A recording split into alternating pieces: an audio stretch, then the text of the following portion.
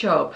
My tote bag is so big because I have got a lot of fabric and sewing plans to share with you today. Hello my lovelies and welcome to my little cottage by the sea, the place where I love to stitch and craft my way to a vintage inspired and sustainable lifestyle. I've recently bought some fabric, been gifted some fabric by a friend who was having a de-stash, and just sorted through my rather large stash that I have myself. I'm actually on to my Swedish death cleaning, my sewing room. That is quite an adventure, I can tell you. So I have these lovely fabrics and I have a few things that I want to make. Grab yourself a cup of something and I'll crack on with what I'm thinking about sewing with all these delicious fabrics.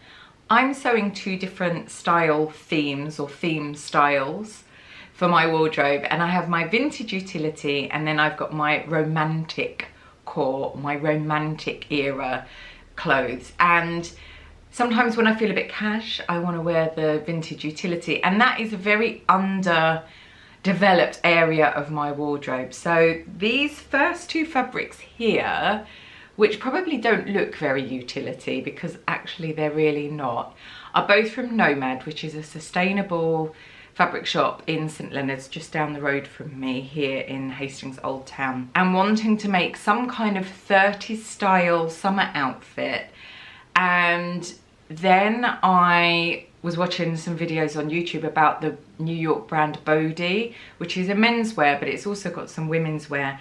And I love how they use heirloom textiles and unexpected fabrics. So it made me think that I really wanted to make a factory top by Merchant & Mills in lace. So I've got this ivory colour, sort of, it looks a little bit like filet crochet, but it is lace. And yes, I know, lace curtain, but I quite like looking like furniture, soft furnishings, curtains, sofas, etc. So what I want to do is make the factory top in this, and then I also bought the Juno trousers, which are more really lovely culottes. Been thinking very much about Elsa Schiaparelli and the fact that she was the first person to put the ladies in culottes. So I really like the pattern, and I bought this ivory linen to make the culottes, and I've also bought a pattern which is just a camisole pattern. I know I could have drafted one, but sometimes those simple patterns just really take forever and I just don't have the time now. This is gonna be worn over a little silk camisole, and I'll make the Juno trousers out of this, and we're at the beginning of August now, so hopefully I'll get somewhere out of them. But if I like that Juno pattern, I will definitely be making up more versions for autumn winter. I'm really loving the idea of some cream needle cord possibly, and knitting a lovely jumper to match, or cardigan or something. So that is my first outfit that I want to make. I do find that when I think about outfits and how I'm gonna style something, even if say not everything is made, it makes me much more likely to enjoy the thing that I've sewn. I'm much more intentional about the project that I want to sew, and then I end up wearing it a lot more. So I sort of build outfits around things I already have and things that I want to sew, and it seems to really work for me. This next fabric, this heart print viscose, is a total whim purchase. I got it from the sale table at Cloth Control. It was only a few pounds, about £3-ish a metre, and I got 3 meters.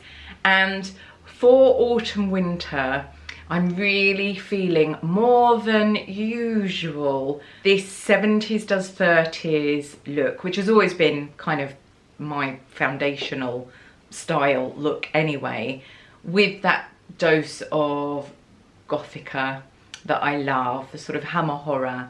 I'm really going to be channeling Angelica Houston vibes, I think. But this is a fabric that I looked at and loved, but I thought I'm never gonna make anything with that. And as I was doing research on Saint Angelica, I found pictures of her in Yves Saint Laurent's scandalous collection. I think it was called Le Scandale at the time, but 1971 he put out this collection, and it was really not received well. I've done a whole talk about this on Patreon way back when, but I really love that collection because it is a nod to the 1940s. Yves Saint Laurent was very good friends with Paloma Picasso, daughter of Picasso. She wore her mother's 30s and 40s frocks, and Yves Saint Laurent was really inspired by this. I suppose because it was not such a long time after the war, people were quite shocked and thought it was lazy design or whatever it was, but really he changed the whole shape of fashion with that collection and created ready to wear and this sort of nostalgia dressing, which we all love today. And I saw this outfit and thought, I want to do something with this. So I'm going to make one of my wrap tops with this. I've been doing that as a Patreon project actually over the summer. And I'm going to make a little blouse and then a skirt to match, just an A-line skirt with a frill, and then I can wear them together and they'll look like a dress, a cord, or separately with other items. So that's what I'm going to do with this very pretty fabric. And you know what, I'm all about the love, so why not cover myself in love hearts? The very lovely Missy Mop Fabrics had a sale in her garden on a very blisteringly hot day, and I picked up this very pretty rose viscose challis. It's really gorgeous, and I'm going to be making one of my Vera dresses. And normally Vera, which has this sort of really pretty gathered detail around the neck, a high collar, I'm going to do big sleeves, sort of like this really, and make it a little bit longer. Maybe put a frill, a ruffle around the hem as well, and do that sort of 1930s garden party tea dress. And I think that's just really fab. I'm actually really loving how my fabrics are going together at the moment. So that's another dress that I would like to make, and hopefully I will actually get the time to make these, but we'll see. Then my lovely friend Anna was having a destash of her fabric, and she very kindly gave me these. I did want to pay her, but I'm going to have to pay her in thanks and maybe some swapping energy of some kind, because she refused payment for them, which was so kind of her. So thank you, Anna. And Anna also is responsible for some of the lovely camera work that I've been very fortunate enough to be able to include in some of my recent videos that you've actually really enjoyed. So I'm sure we all collectively say thank you, Anna, for just being a love. So I came away with 4 fabrics from her D-stash, and 2 of them I'm not entirely sure what I want to do, but this fabric here, which is a very pretty floral linen viscose, and there's quite a lot of these. I think there's sort of 3 to 4 meters of each of them, so plenty to do something lovely. I have had pinned on my board in Pinterest land this picture of the designer Ulyana Sergienko for a very long time, and I think it's just one of my favorite outfits ever. So I want to make a dress just using my self-drafted blocks, just a gathered skirt onto the blocks, pockets of course, and then my sleeves of Vampulosity or Fabulosity that I drafted over on Patreon to go with Vampire's Wife style dresses, which this is sort of a riff on that fit and flare, which I just love, really easy to wear.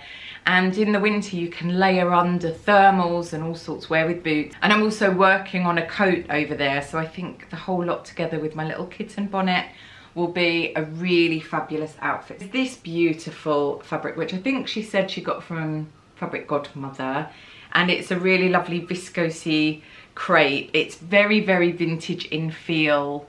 It's very vintage in terms of design. So not entirely sure what I want to make with this. It could basically be another version of a fit and flare sort of dress with ruffles and puffles and sleeve shenanigans and so on. It's such a beautiful fabric. I think I want to do something really classic, really simple, one of my tried and true patterns that I know that I'm gonna wear endlessly through autumn. And the other thing again is you can layer these dresses. So for me, these are sort of like tracksuits. This next fabric is another viscose. It's got this lovely little ditzy spray bloom, very 30s. I'm feeling like I could make a sort of Agatha Christie inspired dress with this. Don't have any plans at all, not entirely sure. Could be a Bella tea dress, the Liberty London. Might look at some of the patterns that I've drafted over the few years I've been on Patreon, see if there's something there. Might have a little look through my 1930s seamstress board and see if there's anything sort of inspirational there, but this one is sort of there with no set plans. So if you can think of anything, let me know. Another thought for this, actually, just now that I'm thinking about it, would be some kind of hack of my Greta pattern, which is not a pattern, it's a pattern cutting guide. Very, very simple, especially if you haven't done pattern cutting. It's essentially working out some measurements, cutting rectangles and sewing them together, and all the instructions for all of it is included in the booklet that you can get at my shop. And I'm wanting to do some kind of Deighton style dress with the Greta, because I'm working on some ideas of how to hack the Greta. Once you've got that concept, how you can take it forward, sort of an expansion pack, I suppose. And I'm working on that to release it next year. And I think actually this might be absolutely fabulous for that. I've made a few Gretas in viscose chalet and wear them through the winter. They're really, really versatile dresses. So maybe I'll do something like that. So we shall see, but it'll either be some kind of 1930s Agatha Christie villainess, or it will be some kind of Greta Baba Yaga in her cottage in the forest, mixing up some potions type dress. Then this final fabric from her Destash, which is inside out. I'm not sure that the colour's going to come up absolutely perfectly, but it's a sort of chartreuse with lavendery, lilac-y sprays of blossom on it, and it's a cotton seersucker of some kind, and there's quite a lot of this. So I'm actually going to be making some kind of dirndl dress with this, which leads me on to my final fabric and final project, which you will be seeing as a two-part tutorial. I have this viscose linen in this green. Now, I'm very inspired by lots of women in history, both on screen and off screen, women who trailed blazed trails. Not entirely sure what I mean there, but you know what I mean. Really inspirational women who, for whatever reason, have struck a chord with me, and that might be because of things they did or wrote, it might be because of their style. Usually it's a mix of both, because I don't think that if you're really intelligent and doing important things, you can't look lovely whilst you're doing it. And conversely, I don't think that just because you're really beautiful or stylish you can't actually be really intelligent and doing important things. To me, they are all part of a wonderful whole of a complex person, and I love fashion, I love style, I love clothes, so that is where I choose to express myself. So along with many other style icons that I share here on my channel and in all the other places you can find me, you'll know that Hedy Lamarr is my absolute all-time heart muse. And in that style icon video, I shared the folkwear dirndl pattern, and it had been on my mind to sew that for a very long time. I bought the pattern and was thinking about making it, and I, like many other people, have really been enjoying And Just Like That and Carrie Bradshaw's incredible style, and I was thrilled to see her wearing the Lena Hoshek dirndl dress. I've had that on my Pinterest board forever as well. So I thought now was the moment to make that dirndl, to adapt it and actually recreate Sarah Jessica Parker's dirndl dress. So this was the fabric I found, which was as near a match as possible, and I've adapted the pattern to look like that dress. So I don't want to ruin too much of it for you, because that's coming up as a two-part video. But this fabric, I thought I could just do one of the dirndl patterns out of it, which I could then wear over a blouse and enjoy on the last few warm days of summer, which hopefully we've got a few more. It's actually feeling a bit crispy in the early hours of the morning when I wake up, so I'm thinking autumn is on its way a little early. But if I could get all these things made over the next month or so, I'll be very, very happy indeed. So those are my plans and I'm very excited about them. Obviously, I may not end up making all of these and I might change my mind, because what I found recently is that where I've been sitting on fabrics, not literally, but you know, it's there looking at me whilst I'm sewing, I have sort of other ideas for things. And what I'm really loving about my sewing, and especially this latter part of the year, is that I feel I've got a real handle on my style, and I've had sort of a little time of experimenting.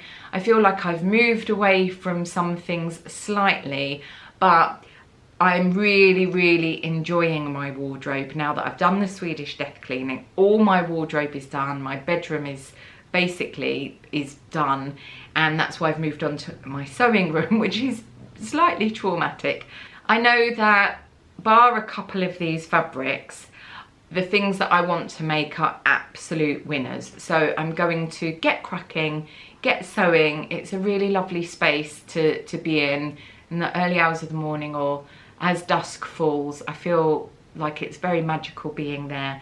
And I'm really looking forward to sharing these with you. So coming up, you'll be seeing the recreate the Sarah Jessica Parker Dirndl dress, and then I've got a recent makes to share with you, and then let's just see what happens. As ever, my lovelies, I am so grateful to be able to share this adventure with you, and that you take the time to spend the time with me here in my little corner of the world, in my cottage by the sea. I hope that wherever you are, you're taking very good care of yourself, and I look forward to seeing you soon. Bye.